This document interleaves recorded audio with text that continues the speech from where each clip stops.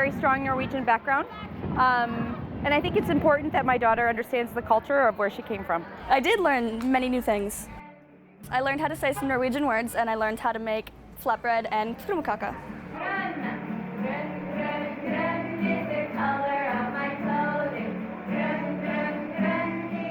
I'm Karen Gray, and I'm the coordinator for the Norwegian Ridge Language Camp here in Spring Grove. Krabbeepletre. Can you say that? Krabbeepletre. When we moved here in 1965, you heard Norwegian on the street all the time. People were still speaking it at that time. Now you can still hear some, but it's more rare. Spring Grove is the first Norwegian settlement in Minnesota. The immigrants came here before they went anywhere else in our state.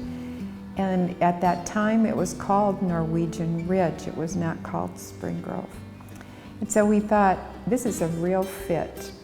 You know, we can follow our mission, we can carry it out, we can do it in the oldest immigrant settlement in the state of Minnesota. And so we did. Do you know how to say geese in Norwegian? No. Gåse. Gåse. We had quite a wonderful set of instructors for these children to experience, and many of them, almost all of them, have ties to Spring Grove, so that was special. We were really fortunate. Katrina Myra came to the States as an exchange student, and she fell in love and married and lives here now. Katrina, jeg heter Anne-Vi. Hva heter du? Jeg heter Freya. Hvor gammel du? I have lived in Spring Grove for 18 years. I am originally from Norway. I grew up in Kongsberg, and my family is still all there. My sister, my mom, dad. I came over here and in '86 as an exchange student, decided that I needed to come back in '94, which I did, milk cows for 7 months. And then I decided, you know, farmers are awesome, but I'm going to college for graphic design. And then I met my now husband, and 3 kids later, here I am.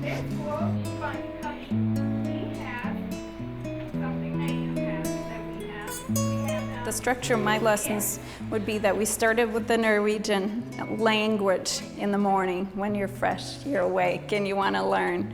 And then we'd go on to learning a craft later on in the day.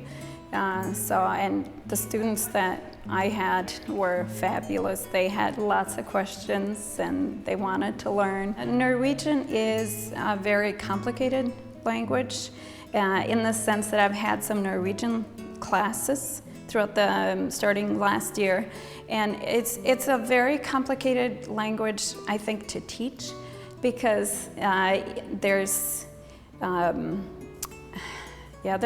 lot of complexity, a lot of words that mean many different things, and that makes it just a little complicated. Then you throw on top of that the different dialects. There's over 300 different dialects in Norway alone. I think it's important to teach any kind of cultural heritage, language, whatever it is, customs, traditions of whatever language you have for a background or culture you have for a background. Obviously here in Spring Grove it's Norwegian, and you know, we all come from someplace, and I think it's important to know where you come from, and in the sense of learning who you are and why you're here and all those things. So absolutely think Norwegian is important to teach our kids. Takk, mange takk. Mange tusen takk. Hei, jeg heter Katrine. Hva heter du? And then they would answer back, Hei, jeg heter Marit. I learned what rumagrat is. Gratulera means congratulations. Ufta. Ufta. Ufta.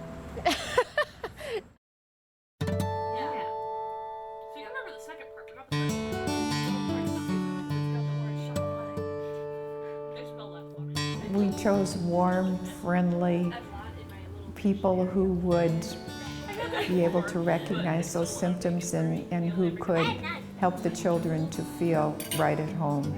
And that happened in all the cases. And I believe that every host family we had this year would be a host family again next year.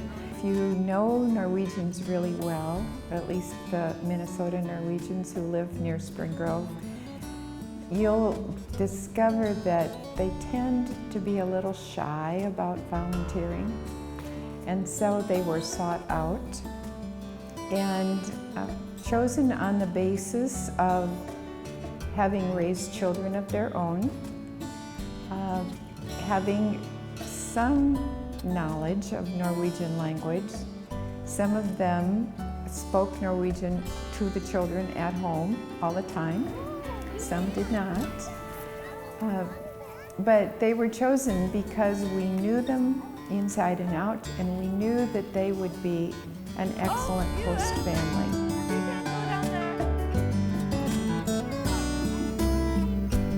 I'm Dennis Gulbranson.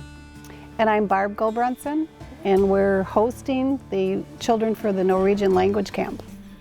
We've got a house with a lot of bedrooms and nobody in them. Barb just offered to host as many kids as they wanted. And it was started out with maybe two children. And then all of a sudden we found out that we were getting teenagers. And then we found out that we were possibly getting 5 teenagers. Yeah. But it ended up being 4. And we do have one 9-year-old, and the others are teenagers. We talked about that last night. I said, would you do it again? And he said yes.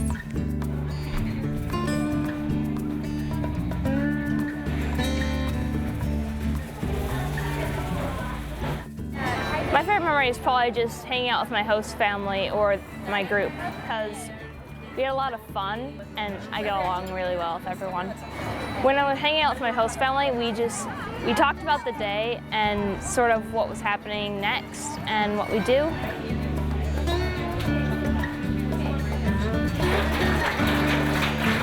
It was really fun hanging out with my host family because they were really nice and we got to know them really well. I wanted to come here because I'm a little part Norwegian. I thought it would be kind of fun to learn about my heritage. It was actually quite fun. My host family was really cool because I could eat ice cream.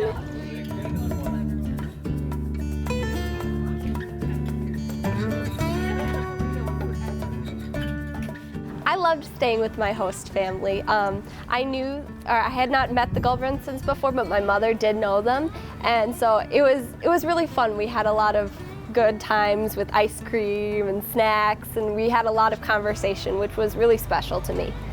I definitely would suggest this camp to other people because you not only meet new people, I met several people from all around Minnesota, even in Iowa, that I never would have thought of meeting before this camp.